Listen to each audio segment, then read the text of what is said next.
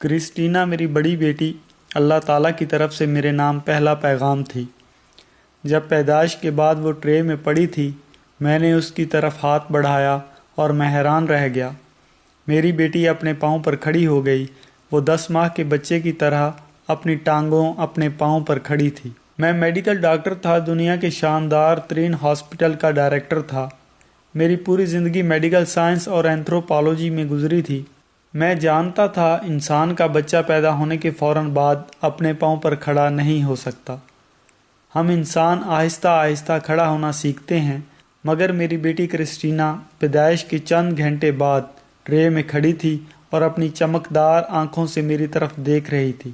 Doctor Lawrence brown کی آپ بیتی سن کر آپ کو بھی یقین آ جائے گا کہ معجزے آج بھی ہوتے ہیں، بس اللہ پاک ان معجزوں کو سمجھنے کی توفیق عطا فرمائے۔ چلتے ہیں ڈاکٹر لارنس براؤن کی کہانی کی طرف۔ لارنس براؤن 1959 میں سان فرانسسکو میں پیدا ہوئے۔ خاندان 1677 سے امریکہ میں تھا اور یہ لوگ جدی پشتی عیسائی تھے۔ لارنس براؤن خاندان سے مختلف تھے۔ یہ شروع ہی میں مذہب سے باغی ہو گئے، یہ ملحد بن گئے۔ دنیا کی 2 بہترین یونیورسٹیوں سے اعلیٰ ڈگریاں حاصل کیں۔ کارنل یونیورسٹی سے آرٹس اینڈ سائنس میں گریجویشن کی اور براؤن یونیورسٹی میڈیکل کالج سے میڈیسن میں ڈاکٹریٹ کی۔ یہ تعلیم مکمل کرنے کے بعد دنیا کے بہترین hospital George Washington university hospital سے منسلک ہو گئے۔ یہ ایئر فورس میں بھی رہے اور یہ مشرق وسطیٰ میں میڈیکل ڈائریکٹر اور آنکھوں کے شعبے کے سربراہ بھی۔ یہ جارج واشنگٹن یونیورسٹی ہسپتال میں کام کرتے تھے، ملحد تھے، کسی مذہب پر یقین نہیں کرتے تھے، سائنس اور تحقیق کو دنیا کا سب سے بڑا مذہب کہتے تھے اور یہ عام محفلوں میں کہا کرتے تھے مذہب قصے، کہانیوں اور داستانوں کے سوا کچھ نہیں۔ لیکن پھر ان کی زندگی میں 2 حیران کن واقعات پیش آئے۔ پہلا واقعہ 1990 کے شروع میں کرسٹینا کی پیدائش تھی۔ کرسٹینا ہاسپٹل میں پیدا ہوئی۔ ڈاکٹر لارنس براؤن نے اس کی طرف ہاتھ بڑھایا اور بچی اٹھ کر اپنی ٹانگوں اپنے پاؤں پر کھڑی ہو گئی۔ میڈیکل سائنس کے پاس اس معجزے کا کوئی جواب نہیں تھا۔ ڈاکٹروں نے اس واقعے کو مشکل سی ٹرم میں تبدیل کیا اور اسے کرسٹینا سنڈروم کا نام دے دیا۔ ڈاکٹر لارنس اس واقعے کے بعد بھی ملحد ہی رہے۔ یہ اپنے عقائد کا برملا پرچار بھی کرتے رہے۔ دوسرا واقعہ کرسٹینا کی پیدائش سے 10 ماہ بعد پیش آیا۔ 10 اکتوبر 1990 کو اللہ تعالیٰ نے انہیں دوسری بیٹی ہینا عطا کی۔ یہ بچی پیدائشی طور پر دل کی خوفناک بیماری کا شکار تھی۔ یہ سر سے پاؤں تک نیلی پیدا ہوئی تھی۔ یہ نیلا رنگ ثابت کرتا تھا کہ بچی کا خون آکسیجن جذب نہیں کر رہا۔ چنانچہ بچی کو پیدائش کے فوراً بعد آپریشن تھیٹر شفٹ کر دیا گیا۔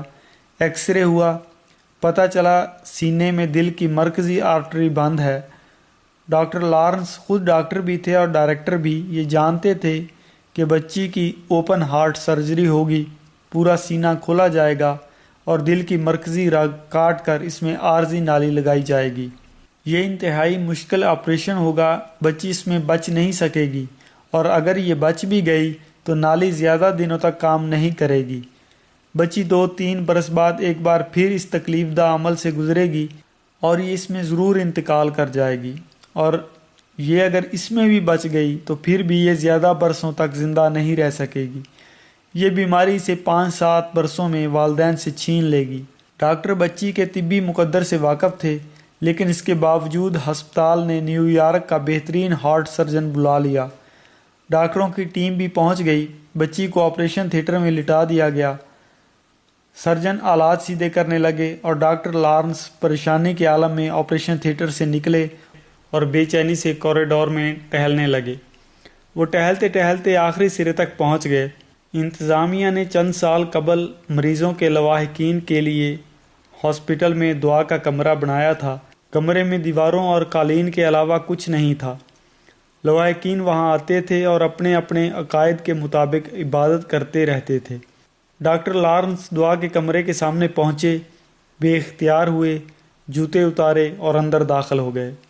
یہ زندگی میں پہلی بار دعا کے لیے کسی عبادت گاہ میں داخل ہوئے تھے۔ وہ دیوار کے پاس گھٹنوں کے بل بیٹھے، منت کی پوزیشن میں ہاتھ باندھے اور آہستہ آہستہ سرگوشی کی۔ اے خدا، اگر تم ہو تو پلیز میری مدد کرو، مجھے تمہاری مہربانی کی ضرورت ہے۔ میں تم سے وعدہ کرتا ہوں اگر میری بیٹی بچ گئی یا اگر صحت مند ہو گئی تو میں وہ مذہب اختیار کر لوں گا جو تمہیں سب سے اچھا لگتا ہے۔ وہ بار بار یہ کہہ رہے تھے اور آنسو پونچھ رہے تھے۔ یہ سارا عمل 15 منٹ پر محیط تھا۔ وہ 15 منٹ بعد آپریشن تھیٹر میں پہنچے اور حیران رہ گئے۔ سرجن ایک کونے میں پریشان کھڑا تھا اور آپریشن کی ٹیم حیرت سے ایک دوسرے کو دیکھ رہی تھی، جبکہ بچی اپنا انگوٹھا منہ میں دے کر چمکدار نیلی آنکھوں کے ساتھ کبھی دائیں دیکھ رہی تھی اور کبھی بائیں۔ ہینا آپریشن اور دعا کے بغیر اچانک ٹھیک ہو گئی تھی۔ بچی کا دوبارہ ایکس رے ہوا۔ پہلا اور دوسرا ایکسرا ایک دوسرے کے ساتھ رکھا گیا اور ڈاکٹروں کی چیخ نکل گئی۔ دونوں ایکس رے ایک دوسرے سے مختلف تھے۔ پہلا انتہائی بیمار بچی کا ایکسرا تھا، جبکہ دوسرا ایکسرا ایک مکمل اور صحت مند بچی کا۔ ڈاکٹر حیران تھے۔ وہ اس معجزے کی وجہ جاننا چاہتے تھے، لیکن ڈاکٹر لارنس براؤن وجہ بھی جانتے تھے اور معجزے کی حقیقت بھی۔ بچی چند دن مزید ہاسپٹل رہی اور ڈاکٹر لارنس براؤن کے ساتھ گھر آ گئی۔ یہ بچی اس وقت میڈیکل ڈاکٹر ہے اور مکمل صحت مند اور شاندار زندگی گزار رہی ہے۔ ڈاکٹر لارنس براؤن نے اعتراف کیا کہ میں نادان تھا، میں بیوقوف تھا۔ میں اللہ کے اس پیغام کو میڈیکل معجزہ سمجھا تھا اور بھول گیا تھا، لیکن میرے اللہ نے مجھے دوسری کال کی اور یہ کال بہت خوفناک تھی۔ میں بے اختیار اس کے سامنے جھک گیا اور میرے اللہ نے مجھے اٹھا کر اپنے سامنے بٹھا لیا۔ ہینا کے معجزے نے مجھے یقین دلایا کہ خدا موجود ہے اور یہ انسانوں کو معجزے بھی دکھاتا ہے۔ ڈاکٹر کو اپنا وعدہ بھی یاد تھا، چنانچہ یہ اللہ کے پسندیدہ مذہب کی تلاش میں نکل کھڑے ہوئے۔ عیسائیت کا مطالعہ کیا، یہودی کتابیں پڑھیں، یہ بدھ متوں اور ہندوؤں کے پاس بھی گئے، پوپ اور ربی اعظم سے بھی ملے اور بھارت اور تبت بھی گئے، لیکن کوئی مذہب ان کے دل کو نہ چھو سکا۔ یہ انتہائی پڑھے لکھے اور وسیع المطالعہ شخص تھے۔ دنیا کی 2 بڑی یونیورسٹیوں سے فارغ التحصیل تھے، 4 کتابوں کے مصنف تھے اور میڈیکل یونیورسٹی کے ڈائریکٹر تھے۔ چنانچہ ہر وقت لاتعداد سوالوں سے لوڈ رہتے تھے۔ ربی اعظم اور پوپ تک ان کے سوالوں کا تسلی بخش جواب نہیں دے سکے۔ یہ گھومتے گھومتے تنگ آ گئے اور چلتے چلتے ایک دن اچانک چھوٹی سی مسجد میں داخل ہو گئے۔ بس مسجد کی دہلیز پار کرنے کی دیر تھی، ان کی روح میں ایک چھوٹا سا چراغ جل اٹھا۔ یہ مسجد کی دیوار چوم کر واپس آ گئے، قرآن مجید کا انگریزی ترجمہ خریدا، پڑھنا شروع کیا اور پھر روح روشن ہوتی چلی گئی۔ یہ قرآن مجید کے ساتھ ساتھ تورات اور انجیل کا مطالعہ بھی کرتے رہتے تھے۔ قرآن مجید مکمل ہوا تو پتہ چلا اسلام ہی وہ مسنگ لنک تھا جسے یہ 4 سال سے تلاش کر رہے تھے۔ یہ اس کے بعد سیرت النبی صلی اللہ علیہ وآلہ وسلم کی طرف متوجہ ہوئے، سیرت کی کتابیں پڑھی اور پھر اندر نور ہی نور جمع ہو گیا۔ ڈاکٹر لارنس براؤن کو ہدایت ملی اور یہ 1994 میں مسلمان ہو گئے۔ یہ اب مریضوں کا علاج کرتے ہیں، اسلام کا مطالعہ کرتے ہیں، نماز پڑھتے ہیں اور تبلیغ فرماتے ہیں۔ یہ 6 کتابیں تحریر کر چکے ہیں۔ ان کا ایک ناول دنیا کی بیسٹ سیلر کتابوں میں شامل ہے۔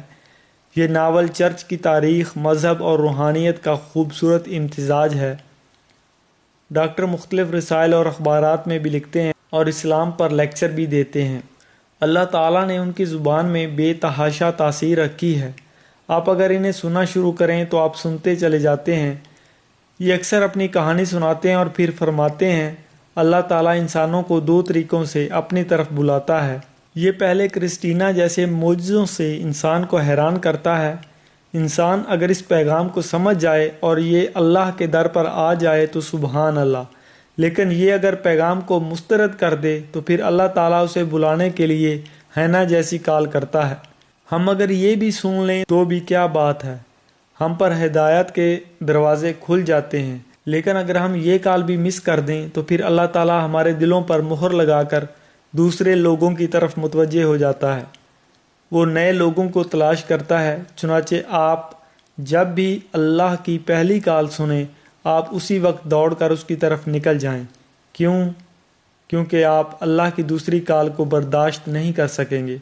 آپ کو پھر اپنے بچے آپریشن تھیٹر میں چھوڑ کر اس کی طرف دوڑنا پڑے گا۔ ڈاکٹر لارنس براؤن جیسے لوگوں کو سن کر یقین ہو جاتا ہے کہ اللہ تعالیٰ نے اسلام کو ڈاکٹر لارنس براؤن جیسے عظیم لوگوں کے لیے اتارا تھا۔ ہم جیسے جاہل اور ظالم اس کے حقدار نہیں ہیں۔ ہم جہالت اور ظلم کے علاوہ کسی چیز کے قابل نہیں ہیں۔ شاید اسلام ہمارے جیسے جاہلوں کے